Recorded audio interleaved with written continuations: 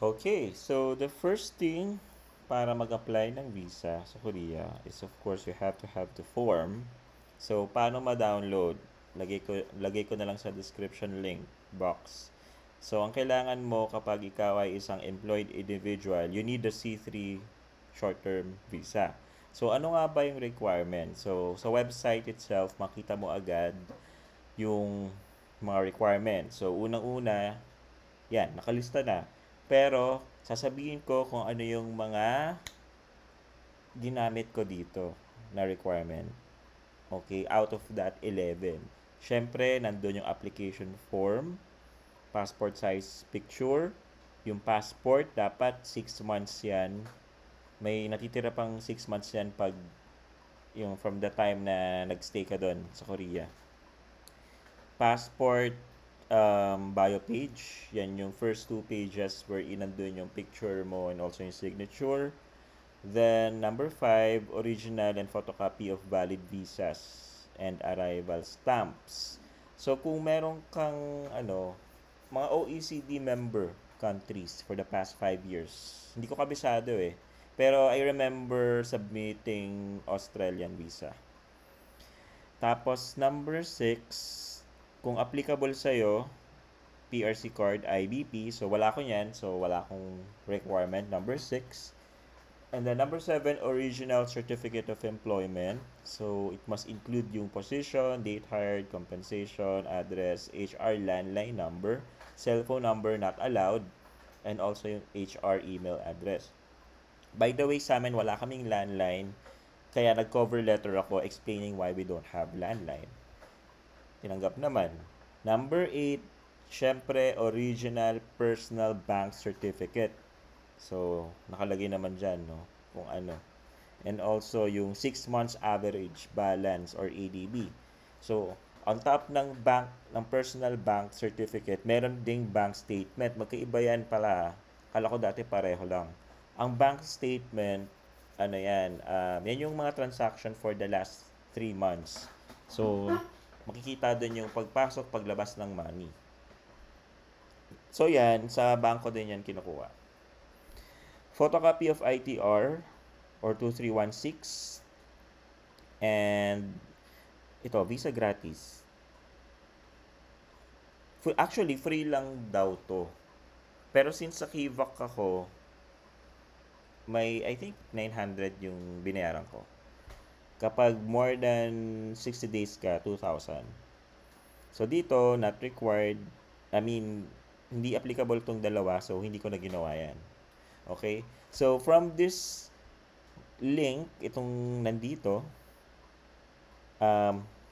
download mo lang. And then, pagka-download, hanapin mo dyan yung form para sa... Actually, ito na pala yun. Since nandun na tayo sa C3. Ito na yung visa. Saan ba dito? Ito. Yan. Revised visa application form. So, pag dinownload mo yan, click. So, may tatlong form siya. May format, may PDF, may doc, and then HWP. Sa akin, PDF ang dinownload ko eh. So, pag i-view mo yan, or download, okay, ganyan na itsura niyan. Yan yung i-fill up natin. Tutulungan ko kayo on how it can be done. Madali lang siya, intimidating lang pag tinignan mo siya. Pero very easy. I'll make it easy for you. So, hold on.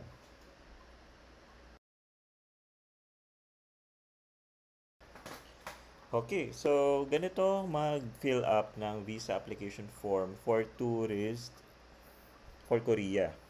Okay?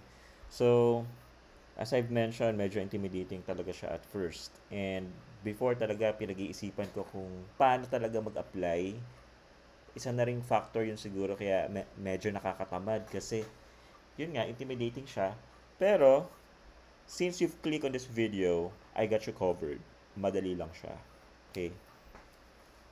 So, I hope na after this makakapag-submit ka na rin ng application mo at alam mo na kung paano mag-apply. Especially if you're unemployed employee. Employed employee, ano ba yan? Especially if you're employed. Okay? Sige.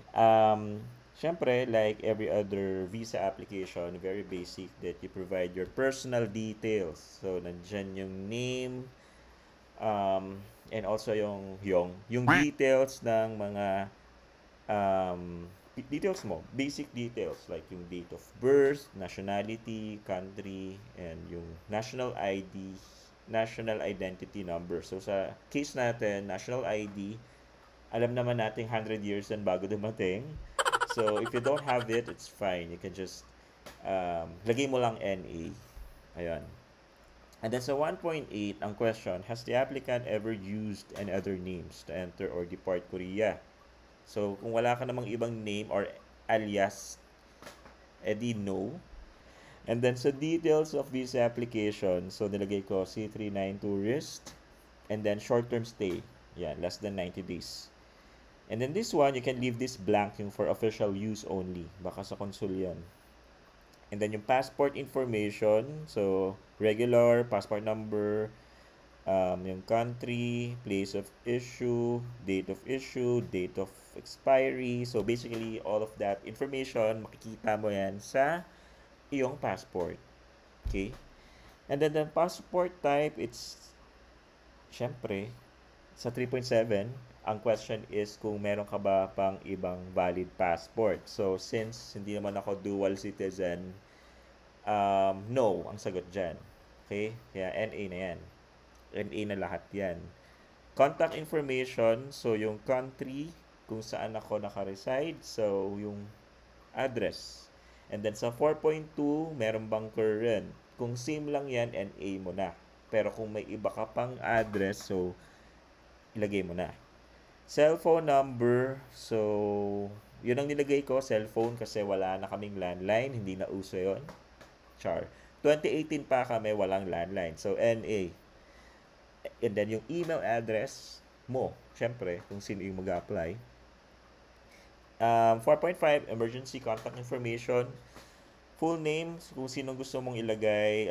It could be your mom, your dad, your kapatid, your wife, your husband, your children, your kabet. HR. Wala nang kabet. So, country of residence, Philippines.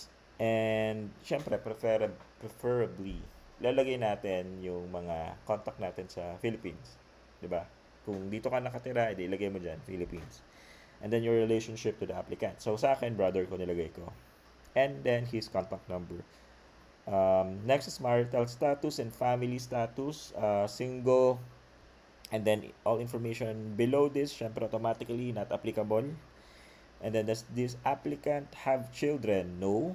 Education, so bachelor's degree in chinek ko, and then yung name of my school, and then the location, city, province, country. Then 7, employment, employed yung check. Tapos yung details, syempre yung name ng company or employer, and then yung position, and then yung address of the company. So sa akin medyo mahaba, kaya if you notice, dalawang linya na yan, kaya makapal. Tapos, yung nandito sa baba, NA, telephone number, since yung employer ko, hindi na sila gumagamit ng landline, kaya NA. So, kung gagawa ka ng cover letter, better, para ma-explain kung bakit wala na yung company nyo hindi na gumagamit ng landline. Yun. Details of visit, so tourism transit, yung purpose. Period of stay, 6 days. Intended date of entry. So, last month lang to guys. So, ayun. And then yung address, actually, pinalitan ko na yan. Pero anyway, pwede naman magkaiba kasi ganito pala. Sa akin kasi nag-pre-book ako. Kaya medyo kabado ako sa pag-apply. Kumbaga, meron na akong ticket at accommodation bago ako kumuha ng visa. Hindi yun recommended kasi ideally, dapat kumuha ka mo ng visa. Pero unless sure ka, 99.9% makakapasa ka. or malakas lang talaga loob mo, pwede mo din gawin yon. And also, syempre,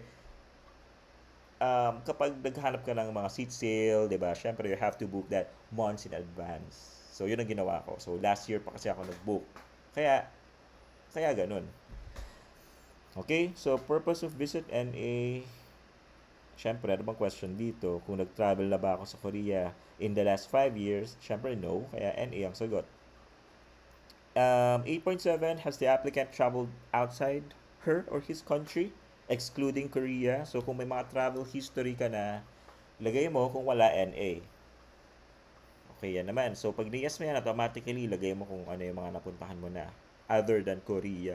So, 8.8, does the applicant have any family members staying in Korea?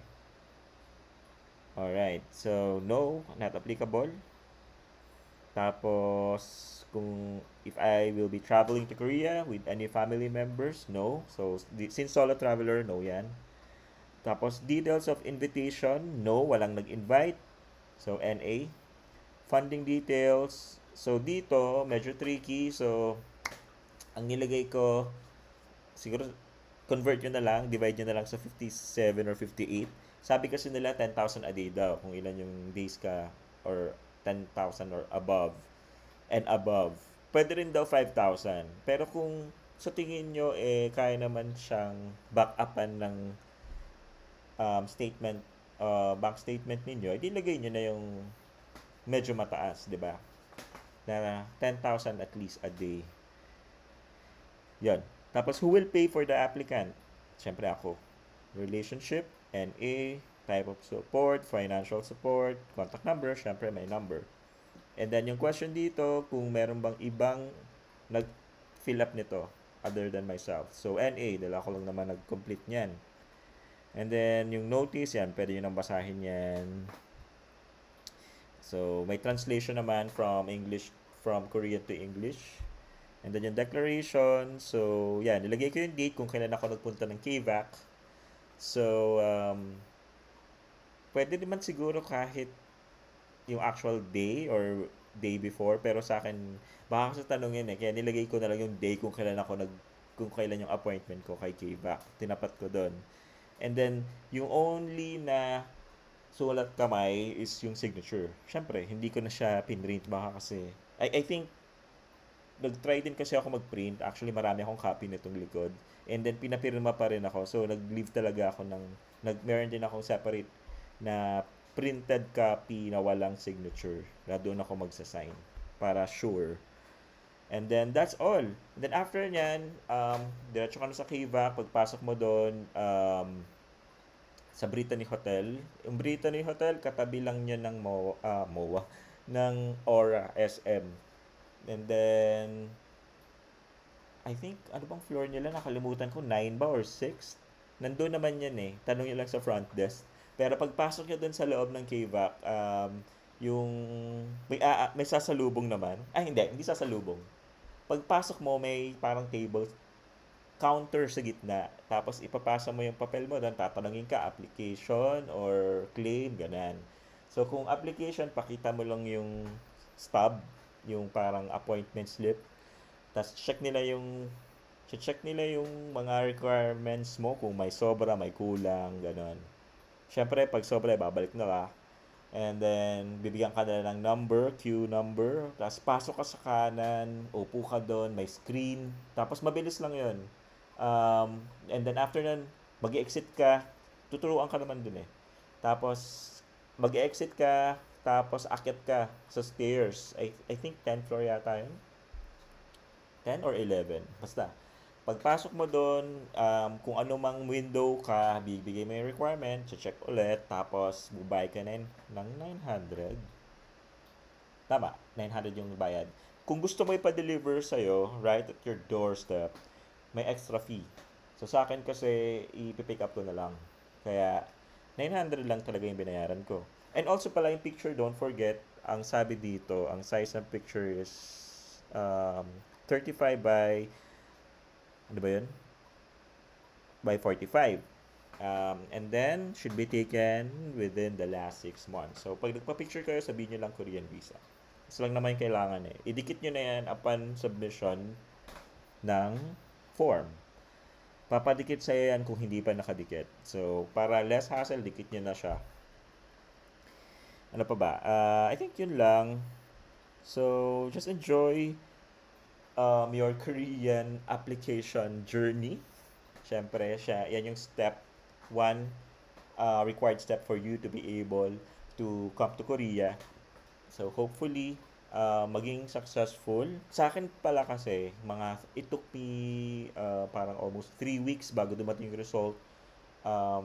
May nag-text, 'di ba, kung kailan siya ipipick up. And also, may website din in which you can also check. Ilalagay ko na lang yung link doon sa description ng mga important links for you to check, and also yung direct link on where to download this form and also the requirements, no. Yun lang. And then, if you have questions, clarifications, don't forget to comment down below. And if you like this video, just press like, then subscribe na rin, turn on notification bell, share this video kung sa tingin mo ay useful naman siya. And then, if you have any other suggestions, you can comment down. Ano po ba yung iba pang visa na pwedeng applyan na sa tingin mo medyo mahirap applyan. Siguro, yun ang gagawin ko. I'll make it simpler. No? So, that would be all. Thank you guys for watching.